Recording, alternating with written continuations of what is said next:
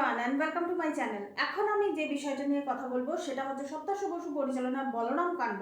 এই সিনেমাটা নিয়ে আমি কথা বলবো। এসকে মুভিজের ব্যানারে কিন্তু এই সিনেমাটা এসছে। এসকে মুভিজের এমনি বেশিরভাগ সিনেমাই মানে 10টা সিনেমা বার বার করলে 6টা সিনেমাই ট্র্যাশ হয়, কিন্তু এই সিনেমাটাকে আমি কিন্তু ট্র্যাশ বলতে পারবো না।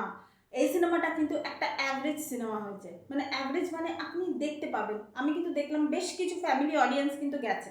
এবার আমি যদি বলে দিই যে এখানে কারা কারা অভিনয় করেছে, গার্গী রায়চৌধুরী, রজতা বস্যার, ঐশ্বরিয়া সেন সহ আরও অনেকে এখানে অভিনয় করেছে। এখানে যে জিনিসটা দেখাচ্ছে যে তারা এবং কিশোর, মানে গার্গী রায়চৌধুরী এবং রজতা বস্যার, এনাদের মধ্যে ডিভোর্স হয়ে গেছে। এনাদের এক মেয়ে আছে, মেয়ের নাম হচ্ছে অবন্তিকা। অবন্তিকা বাবা মাকে না বলে বিয়ে করছে। বাবা মা জানেই না, বাবা মা আত্মীয় স্বজনের কাছ থেকে সব কিছু জানতে পারছে যে তার মেয়ে বিয়ে করতে চলেছে। কেন? এই যে ডিভোর্স হয়েছে বাবা মার মধ্যে, তো মেয়ের ওপর একটা এফেক্ট পড়েছে। মেয়ে ভাবছে যে মা তাকে দেখছে না, মা শুধুমাত্র টাকা রোজগার করছে। এবার এই যে সিঙ্গেল মাদারদের যে স্ট্রাগলটা থাকে, সেই স্ট্রাগলটা কিন্তু মারাত্মক থাকে। তার সন্তানকে বড় করতে হবে, বাবা মা উভয়ের দায়িত্বটা তাকে নিতে হবে, এবং মানে তাকে নিজের নিজের দিকটাও খেয়াল রাখতে হবে। তো সেই দিকটা কিন্তু এখানে কিছুটা হলেও সপ্তাহ বসু উনি কিন্তু তুলে ধরেছেন, কিছুটা, আমি পুরোটা বলতে পারবো না। এবং এই সিনেমাটা যেভাবে এগোয়, এবং বাবা মা যাচ্ছে কিসের জন্য, তাদের কিন্তু ডিভোর্স হয়ে গেছে, অনেক দিন আগে হয়ে গেছে। তারা আবার প্যাচ আপ করেছে। প্যাচ আপ করেছে মানে মানে ইয়ে নয়, একসঙ্গে থাকছে না, না, মানে তারা আবার কাছাকাছি এসেছে। কাছাকাছি এসে এবারে কি করতে যাচ্ছে, মেয়ের বিয়ে ভাঙতে যাচ্ছে। এটাই হচ্ছে ব্যাপার। এরকম নয় যে বাবা মা হয়ে গিয়ে যে মেয়েকে যে আশীর্বাদ করবে সেটা করছে না, মেয়ের বিয়ে ভাঙতে যাচ্ছে। কারণ মা একটা মানে এখানে তারার মনে একটা হচ্ছে যে আমি তো আমার বিয়ে তো রাখতে পারিনি, আমার মেয়ে কি তার বিয়েটা রাখতে পারবে কি পারবে না, এরকম নানা রকমের প্রশ্ন হচ্ছে। এবং তারা ওই ডেস্টিনেশন ওয়েডিং ডেস্টিনেশন এখনকার দিনে যেসব জিনিসগুলো থাকে, তো সেই সব জায়গায় গেছে। তো গিয়ে এবার বাবা এবং মা দুজনে প্ল্যান সাজাচ্ছে। প্ল্যান এ, প্রথমে বাবারটা কাজ করলো না, দেন প্ল্যান বি ছিল মায়েরটাও কাজ করলো না। তো তখন বাবা বলছে, মানে রজতা বসে বলছে কি হয়েছে কাজ করেনি, plan A, plan B, plan C আছে, প্ল্যান ডি আছে, মানে এইরকম ভাবে। এবং সিরিয়াসলি বলছি, এই সিনেমাটা যদি সত্যি বলছি, যদি আপনাদের দেখতে ইচ্ছে করে না, স্ক্রিপ্ট লেভেলে কিন্তু খুব একটা ভালো সিনেমা নয়। কারণ ইয়ংদের একটা পোর্শন আছে, তারা কিন্তু ভালো, মানে তাদেরকে আমার ভালো লাগেনি, পরিষ্কার কথা।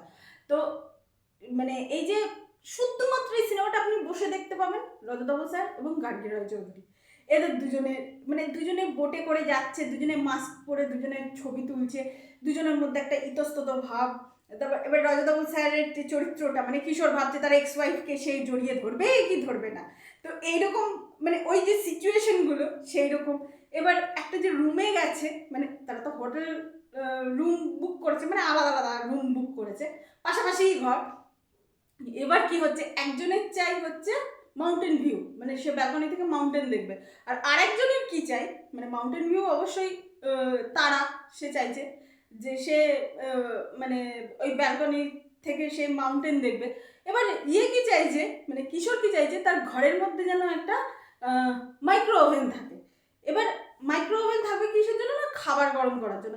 এবার বলুন, বড় বড় রেস্টুরেন্টে যে এই যে মাইক্রো ওভেন, খাবার বললেই খাবার গরম করে দেয়, এটা খুব স্বাভাবিক ব্যাপার। তার স্ত্রী তাকে, মানে তার এক্স ওয়াইফ তাকে বলছে যে আরে তো তুমি খাবার গরম করতে বললেই তার গরম করে দিয়ে দেবে, আবার মাইক্রোওভেনই থাকতে হবে সেই ঘরের মধ্যে।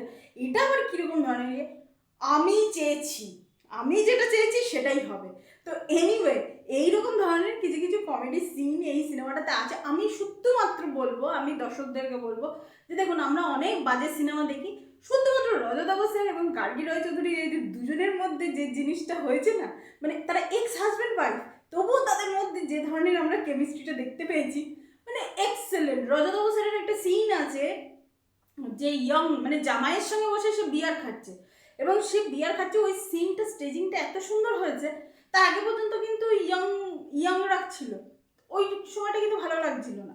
তো যেই মুহূর্তে রজতা বস্যারের এন্ট্রিটা হয়েছে না, তিনি বসে বসে ওদের সঙ্গে বিয়ার খাচ্ছেন এবং যে যে ধরনের কথা বলছেন, মানে মানে এটা না, সত্যি কথা বলতে এটা দেখতে কিন্তু ভালো লাগে। আরও কিছু কিছু কমেডি কিছু পোর্শন আছে, সেগুলো নিয়ে আমি আর ডিসক্লোজ করলাম না। আমি প্রায় 30% আমি আপনাদেরকে বলেই দিলাম এই সিনেমাটা।